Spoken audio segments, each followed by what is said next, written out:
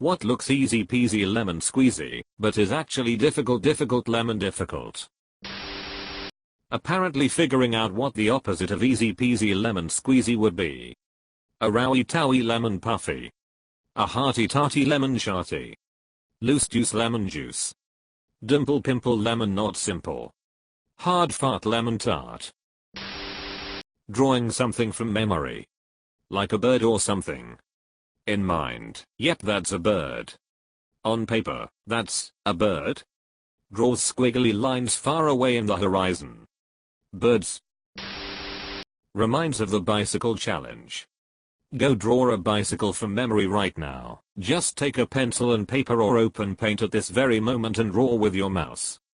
Turns out everyone knows what a bicycle looks like, but almost nobody can draw it correctly without looking it up before. Maintaining friendships from high school/college after you graduate. People get so busy with work and starting their own families that friendships get put on the back burner. You stop talking to someone for a few months, then it suddenly hits you that you're no longer friends with the person. Reach back out though. Everyone understands, and I've rekindled and kept in touch intermittently with so many amazing people. Yes, we are not best friends who talk every day, but if shit went down I could give them a call, and vice versa, and when we do get together it's a great time. I remember reading the book How to Win Friends and Influence People. Don't laugh, it's actually very good, been around ages, and the author said, or related, that if you can count 5 friends when on your deathbed you have had a successful life. High school me, reading, thought that was madness. I had way more than 5 friends. 5 is easy. Here to tell you, as you get older, it is not easy at all. Certainly you will know a lot of people that you are friendly with, but real friends, the kind who would lie down in traffic for you, those are real hard to find. Everyone my age talks to feels pretty much the same, so I think this is more normal than not, sadly. Actually doing things. In theory it's simple. Just do the thing. In reality I procrastinate until I hate myself. Self-discipline is the single hardest skill to master in this world that makes it so easy to just not. I find it helps immensely to wake up and do something immediately. I think that's the reasoning behind the military having people make their beds right away, is that you start the day with a task that you do correctly first thing, you're more likely to be productive the rest of the day. If I can't think of anything I try to walk or go work out. Else I end up sitting on Reddit being a fat piece of shit. Like I'm doing today for instance. Digging. Anytime it's shown in movies or TV it looks easy AF, but the second you have to grab a shovel and break dirt, bleh. Here, just let me dig up this 6-foot deep grave with a shovel. 20 minutes later. Welp, all done. Beekeeping. You see videos of these old dudes in their veils and beekeeping suits, and it makes it seem so relaxing and easy. Turns out that bees aren't so good at finding enough food on their own, and they can get sick really easy, and in the winter they can mold. Have you ever seen moldy bees?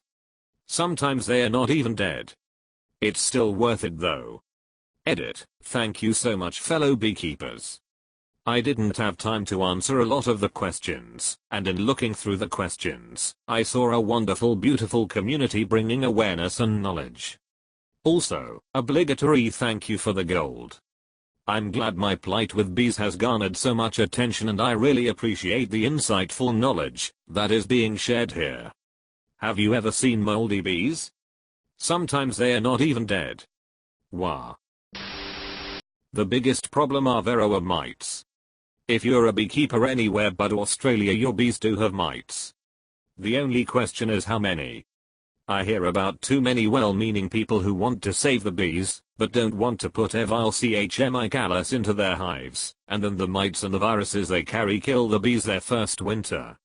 Make no mistake, if you don't actively manage your bees they will die. And before they do they will make a last-ditch effort at survival, by abandoning their disease-infested hive and flying away, frequently into somebody else's hive and massively infecting their bees too late in the season to do anything about it. I had a friend who lost a hive that way. Edit. I have received word that the mites have breached Australia's defences. Source: hobbyist beekeeper. I use a wheelchair and people usually don't believe me when I say that getting around can be difficult because many of them think that pushing a wheelchair is easy. They literally tell me this. The thing is, when you use a wheelchair all day and it is basically your only means of transportation, it looks more natural. This becomes a problem when I point out accessibility problems. They often don't believe me because they see how I can navigate and assume that it's easy just because *I* make it look easy. And your arms gotta be ripped by now. Duvet covers. You hard. Edit. Harlocrap. I thought it was just me that had lifelong problems with them. RIP in barks and massive thanks for the gold and silver. I get in the duvet like a mole and grab and pull until everything is layered pancake perfect, then I crawl out. Finding the person I always saw myself falling in love with. Are you the person that person is going to fall in love with? Edit. Thank you for all the awards. I'm a little shocked and saddened at the amount of people who took this comment negatively, even calling it toxic. Everyone deserves to be loved, and self-reflection is not bad. Don't just look for the right one, be someone else's right one. Flying remote-controlled helicopters. It looks so effortless when watching seasoned flyers, but in reality it's like balancing a marble on an upturned bowl. I'll never forget the time I went out and bought a decently priced helicopter. 5 minutes into setting it up, I didn't even get it 3 feet off the floor before I smashed it into a chair, destroying the rotor blades. I tried maybe like 5 to 6 more times before I gave up, and now it hangs in my garage as a monument to my failure. Edit. I was outside. Finding a career you'll want to go to every day that won't crush your soul. Remember when you were young and teachers told you that you could be whatever you wanted to be? Yeah, not so realistic when you want to pay bills and maybe have a little beer money too. I didn't go to college and struggle with the thought of not being able to have a lateral career move without a degree, but then I see my friends absolutely floundering with their student loan payments and think maybe I don't have it so bad after all. All the feels for this.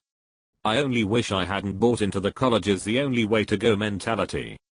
By 21 my life goal was to not be miserable, and everyone assumed I was depressed as all hell, but this is what I meant, is finding some sort of career where I didn't want to blow my head off just having to show up to work every day.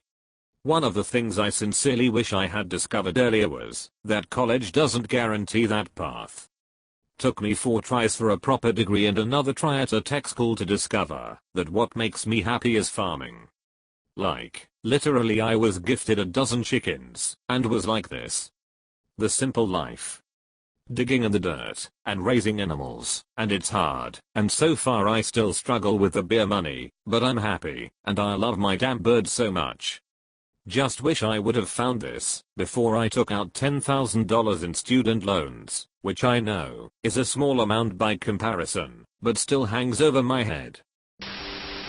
I went to college, grad school, got a PhD and work in a senior role at a highly coveted company. I still don't feel happy.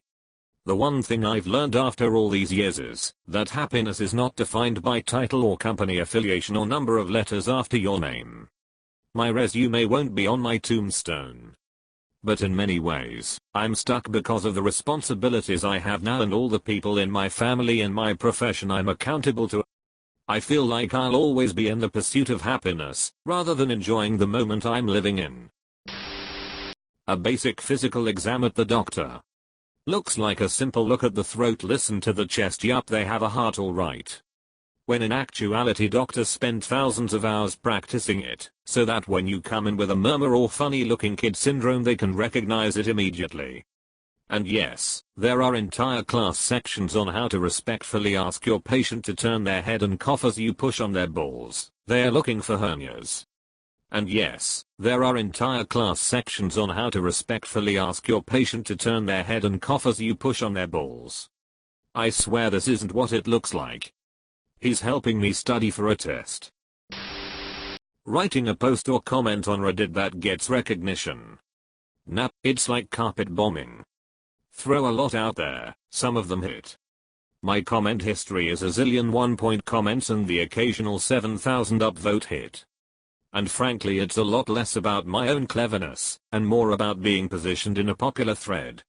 Look up my top comment of all time, to see what I mean.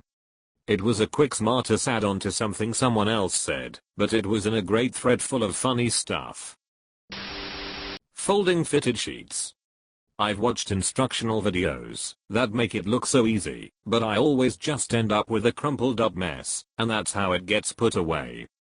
The real trick is to only own one sheet, so as soon as it comes out of the wash you immediately put it back on the bed and never need to even attempt folding it. Losing weight. Changing habits is hard. People tend to mistake simple things for being easy.